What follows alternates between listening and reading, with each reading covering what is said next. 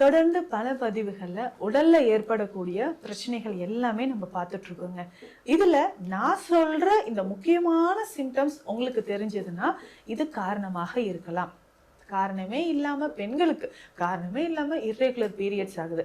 So இவ்வளோ நாளா எனக்கு பீரியட்ஸ் நார்மலா இருந்தது, ஆனா இப்போ ஏன் எனக்கு தள்ளி தள்ளி போகுது? லாஸ்ட் மந்த் எனக்கு பீரியட்ஸ் வரலையே, இந்த மந்த் வந்திருக்கேன், திரும்ப அடுத்தது எப்போ வரும்னு தெரியலையே, இந்த மாதிரி இருக்கீங்க. நார்மலா இருக்கக்கூடிய வெயிட் ஒரு 6 monthsல நான் ஒரு 6 kgல இருந்து 10 kgs வரைக்கும் என் உடம்பு இன்க்ரீஸ் ஆயிடுச்சே, என்ன காரணம்?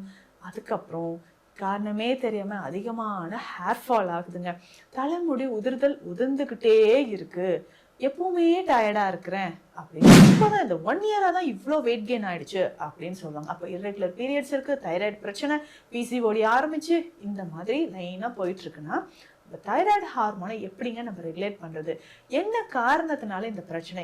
இதுல இன்னும் புதுசா நிறைய பேருக்கு இருக்கிற ஒரு ப்ராப்ளம், முன்னாடியெல்லாம் யாருக்கோ எங்கேயோ இருந்துச்சு, இல்லை எம்டி ஸ்டொமக்ல குடிக்கணும், அதே மாதிரி மாலை வேளையிலும் குடிக்கணும்.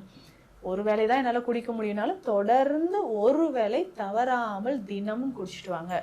இது ஒரு 48 நாட்களுக்கு நம்ம குடிக்கும்பொழுது உடல்ல எங்க கட்டிகள் இருந்தாலும் நமக்கு கரைய ஆரம்பிக்குது.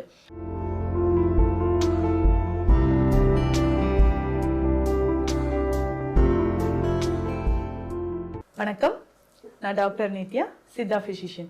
தொடர்ந்து பல பதிவுகள்ல உடல்ல ஏற்படக்கூடிய பிரச்சனைகள் எல்லாமே நம்ம பார்த்துட்டு இருக்கோங்க. இதுல நான் சொல்ற இந்த முக்கியமான சிம்டம்ஸ் உங்களுக்கு தெரிஞ்சதுன்னா இது காரணமாக இருக்கலாம்.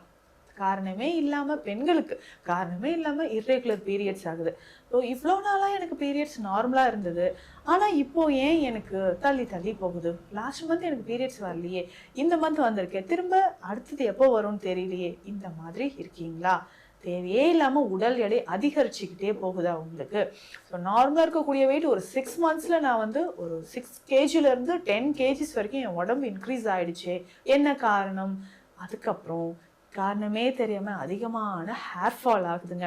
தலைமுடி உதிர்ந்துகிட்டே இருக்கு, எப்பவுமே டயர்டா இருக்கிறேன் அப்படின்னு சொல்றது, இல்ல தலைவலி வர்றது, வாமிட்டிங் சென்சேஷன் வர்றது, இந்த மாதிரியான சிம்டம்ஸ் இருந்துச்சுன்னா உங்களுக்கு ஹைப்போதைராய்டிசம் அப்படின்ற ஒரு பிரச்சனை இருக்கலாம். அதாவது தைராய்டு ஹார்மோன்ல குறைபாடு இருக்கிறது. TSH லெவல் செக் பண்ணுங்க, T3 T4 செக் பண்ணி பாருங்க, உங்களுக்கு என்ன மாற்றம் நம்ம உடல்ல நடக்குதுன்னு தெரிய ஆரம்பிக்கும். முன்னாடி எல்லாம் பார்த்தோம்னா நல்லா ஏஜ் ஒரு 40 years 35 yearsல தைராய்டு பிரச்சனை வரும், இல்ல பிரெக்னன்சி டைம்ல இந்த ப்ராப்ளம் லைட்டா எட்டி பார்க்கலாம். ஆனா இப்போ டீனேஜ்ல இருக்கக்கூடிய கேர்ள்ஸ்க்கே நிறைய பேருக்கு இந்த தைராய்டு பிரச்சனை வருதுங்க. என்னன்னு பார்த்தோம்னா 10th இல்ல +2 படிச்சுட்டு இருக்காங்க. இந்த டைம்லேயே பார்த்தோம்னா வெயிட் கெயின் ரொம்ப அதிகமாயிடுவாங்க. 80 kg 90 kg ஆகுது, உடல் ரொம்ப பருமனா இருக்குது. பார்க்கும்போதே ஓகே இவங்களுக்கு ஒரு 25 years இருக்கும் போல இருக்குன்னு நம்ம நினைப்போம். ஆனா ஏஜ் பார்த்தோம்னா 17 18 ஆகுது.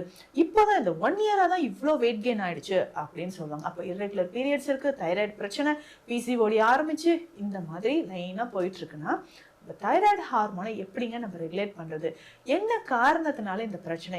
இதுல இன்னும் புதுசா நிறைய பேருக்கு இருக்கிற ஒரு ப்ராப்ளம், முன்னாடியெல்லாம் யாருக்கோ எங்கேயோ இருந்துச்சுங்க அப்படின்னு சொன்னது இப்போ தைராய்டு கிளாண்ட்ல நோடியூல்ஸ் ஃபார்ம் ஆகுது, தைராய்டு கிளாண்ட்ல ஸ்வெல்லிங் ஃபார்ம் ஆகுது அப்படின்ற பிரச்சனை நிறைய பேருக்கு இருக்கு.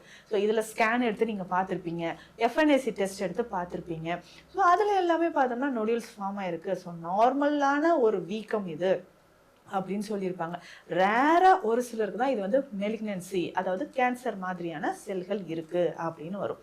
அப்போ தைராய்டு சார்ந்த பிரச்சனைகள் சரியாகணும்னா நம்ம உடல்ல இந்த பிட்யூட்டரி கிளாண்ட் அப்படின்னு சொல்றோம் இல்லைங்களா, இந்த விஷயம் நமக்கு நார்மலா இருக்கணுங்க. நம்மளுடைய மாஸ்டர் கிளாண்ட் நார்மலா இருந்தாதான் நம்ம உடல்ல எல்லா கிளாண்ட்ஸுமே நமக்கு நார்மலா செக்ரேட் ஆகும்.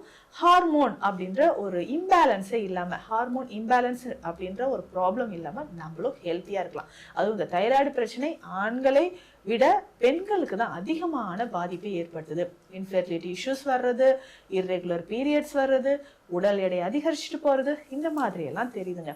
அப்போ பொதுவாகவே இந்த தைராய்டு பிரச்சனைக்கான ஒரு சொல்யூஷன் இருக்கா? இந்த வீங்கி இருக்கு இல்லையா, இந்த தைராய்டு கிளாண்ட் நமக்கு நார்மல் ஆகுமா, இந்த நொடியூல்ஸ் நார்மல் ஆகுமா அப்படின்ற ஒரு தேடல் எல்லாருக்குமே இருக்கும். அப்போ சிம்பிளா இதற்கான வழிமுறைகள் என்னென்ன அப்படின்றத நம்ம பார்க்கலாம். ஃபர்ஸ்ட் அமிர்தவள்ளி கற்பம் அப்படின்ற ஒரு மெடிசனுங்க. அமிர்தவள்ளி சீந்தில் அப்படின்ற ஒரு மூலிகை.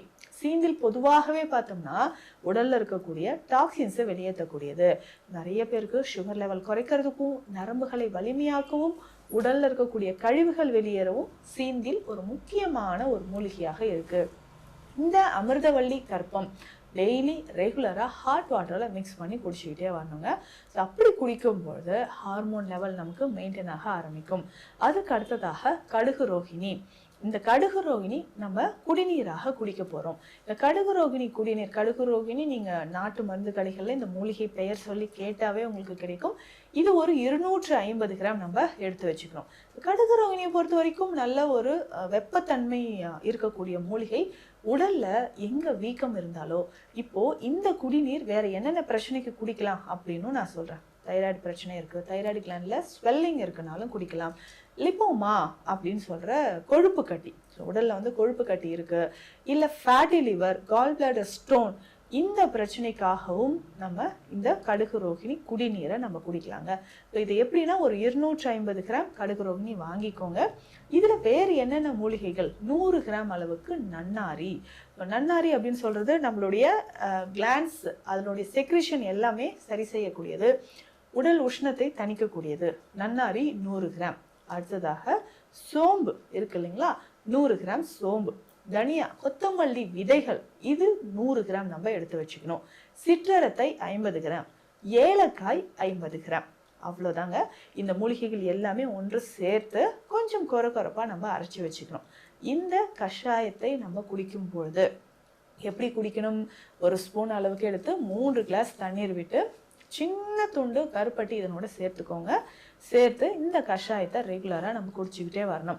ஒரு ஸ்பூன் அளவுக்கு நல்லா ஒரு 5லிருந்து 8 கிராம் அளவுக்கு இந்த பொடியை எடுத்து 3 கிளாஸ் தண்ணீரில் போட்டு சின்ன துண்டு கருப்பட்டியும் இதனோட சேர்த்து நல்லா பாயில் பண்ணிக்கணும்.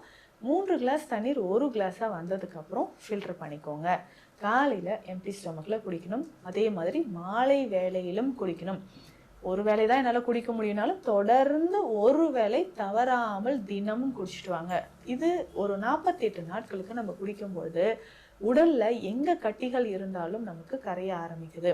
ஸோ வயிறு பகுதியில் பிரச்சனை இருக்கு, இல்லை ஒபிசிட்டி, தைராய்டு பிரச்சனையினால உடல் எடை அதிகரித்த நபர்களுக்கு உடல் எடை கொஞ்சம் கொஞ்சமாக நமக்கு குறைய ஆரம்பிக்கும். அப்போ தைராய்டு லெவல் எவ்வளோ இருக்குன்றதும் டெஸ்ட் பண்ணி நம்ம பார்த்துக்கலாம். ஸோ இதனுடைய மருந்துகளும் சித்த மருத்துவத்தில் இருக்குங்க. டெய்லி ஒரு டேப்லெட் தைராய்டு சப்ளிமெண்ட் நீங்கள் எடுக்கிறீங்க. இதுவே நிறைய பேருக்கு இந்த நொடியூல்ஸ் இருக்குன்னு வச்சுக்கோங்களேன், நம்ம சர்ஜரி பண்ணி ரிமூவ் பண்ணிடலாம். அதுக்கப்புறம் வாழ்நாள் முழுவதுமே தினம்தோறும் ஒரு தைராய்டு மாத்திரைகளாக நம்ம எடுத்துக்கலாம்னு நீங்கள் நினைக்கிறீங்க. ஆனால் சித்த மருத்துவத்தின் மூலம் இதற்கான ஒரு தீர்வுகள் இருக்கு.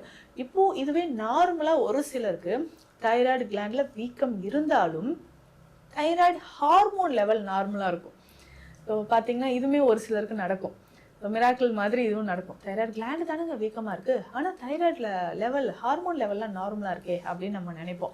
அது இன்னும் ஈஸியாக நம்ம க்யூர் ஆகிறதுக்கு, இந்த கண்டிஷனில் இன்னும் ஈஸியாக நம்ம க்யூர் ஆகிடலாங்க. இதே மாதிரி இர்ரெகுலர் பீரியட்ஸ் இருக்குது, இல்லை தைராய்டு கிளாண்டில் ஸ்வெல்லிங் இருக்குது அப்படின்னா இந்த மெடிசன்ஸ் எல்லாமே ஃபாலோ பண்ணிக்கோங்க.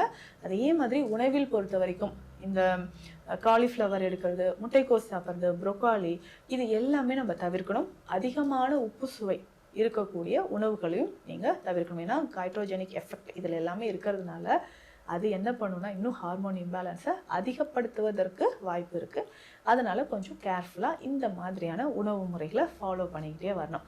ஸோ தொடர்ந்து இந்த மாதிரி ஒரு லைஃப் ஸ்டைல் ஃபாலோ பண்ணுங்கள். இரவு நேரத்தில் நல்ல உறக்கம், உப்பு சுவை அதிகமாக இருக்கிற உணவுகளை டோட்டலாக அவாய்ட் பண்ணுங்கள். அசைவ உணவுகள் கொஞ்ச நாளைக்கு தவிர்க்கிறது ரொம்ப ரொம்ப நல்லதாக இருக்கும். அசைவ உணவுகளுக்கு பதிலாக தினந்தோறும் ஒரு கீரை வகைகளை உணவில் சேர்த்துக்கோங்க.